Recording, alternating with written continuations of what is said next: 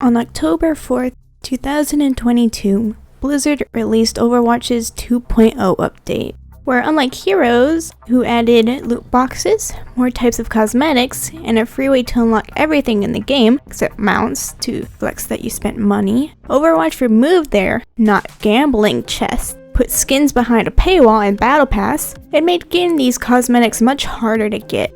Overwatch is Blizzard's attempt at getting into the FPS and PvP genre of games, and it did fine, if you don't count the countless amount of porn there is. Now I will admit, I grew up playing Blizzard games such as Starcraft 2, Diablo 3, and Heroes of the Storm. With the last two, I still play a lot to this day.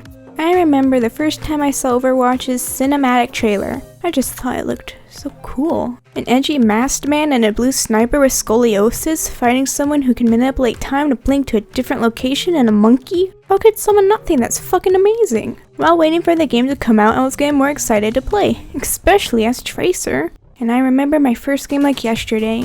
It was on King's Row and I played Reaper. I was never really that into it, rather playing other games, HOTS, but still played time to time, until my dad kept playing on the account I used, so much to the point where I have Junkrat at whopping 80 fucking 1 hours, almost doubled my Diva's time. For years now, I've always had a like-hate relationship with the game, only really playing because it meant I can play games with friends, always preferring other games to play while alone though. This is Junkenstein's Revenge because that was the fucking shit, man. I would almost always come back to the game just for that game mode. But all I said was related to the old and gross original Overwatch 1. So let's get into the real meat and potatoes of this video. The main topic you all came for, Overwatch 1.5. Overwatch 2 is Overwatch 1, but with a new fresh coat of paint. For now, half of the games in role queue only have a real tank since they had the brilliant idea to remove the second tank, making all games 5v5 instead of 6v6. Every role now has their own passive, such as tanks resisting knockback more, and having slower ultimate generation. DPS gain movement and reload speed after kills, and healers regenerate health after not taking damage for a bit. They also added 3 new characters such as DPS but has tank amount of health, Weird Genji with a railgun, and Anime Bait. Not to also mention giving characters reworks, such as Orisa having a javelin now and Bastion being able to move more. Now let's get into the actual game itself. It took me to hell and back just to get the damn game to work on my computer since I'm a stubborn little shit who still uses Windows 7. But I was finally able to get it to work, so fuck you all. But now I always have to click confirm on a pop-up before starting the game to remind me of how much of an idiot I am. Let's get into the characters with some fast summaries. Doomfist is now a tank, having more health and a block instead of punching up enemies into the air. Junker Queen is a more melee Kira from HOTS, but a tank. Orisa is more combat-y, has unlimited ammo but her gun can overheat, throwing her javelin and blocking enemies' attacks and pushing them forward, instead of a mini Zarya ult and shield. Instead of powering up allies' attacks, her new ultimate is just blazes combustion, but you pull enemies towards you, can't be stunned, but you also can't move. Winston can charge his gun to deal burst damage. Zarya's barriers both share 2 charges.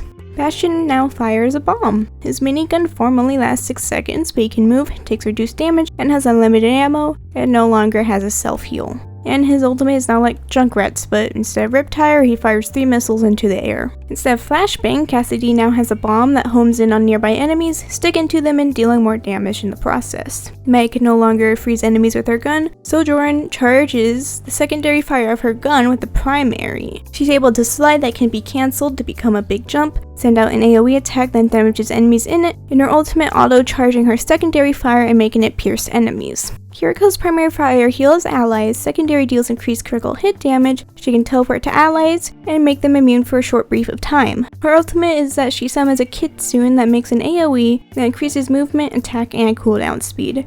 And Zenyatta kicks people now. Do I like the changes to any of the characters? I think they're actually pretty interesting. Orisa feels more fun, she fits my playstyle of an aggressive / damage oriented tank. Zarya feels like I can protect my team more easily with barrier charges. And I like accurate kicking physics with Zen. The new characters?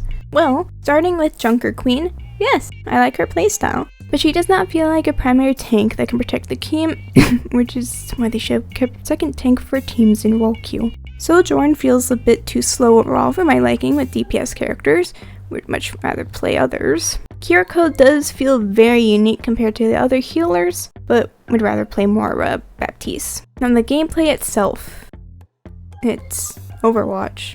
Nothing to really expect with it for me. It does scratch the itch if I do want to play the original, though. With it, of course, you can expect things such as being or doing the steamrolling of the entire game, having your team too far up to the map where you get backdoored by the enemy team and other such things. I honestly feel pretty with the game. Other than the things they did to make it look new, such as adding new maps, lighting changes on the older ones, and the new UI, just feels like the original and nothing else. Overwatch 2 is an okayish team FPS that got rebooted to be relevant again. However, unlike how I only played the first game with friends, I would play this when I'm bored. That's only because I would listen to music while playing and would probably stop playing out of anger. Thank you for taking the time out of your day to listen to my opinion that doesn't matter in any way possible. And I hope you have a good day or night.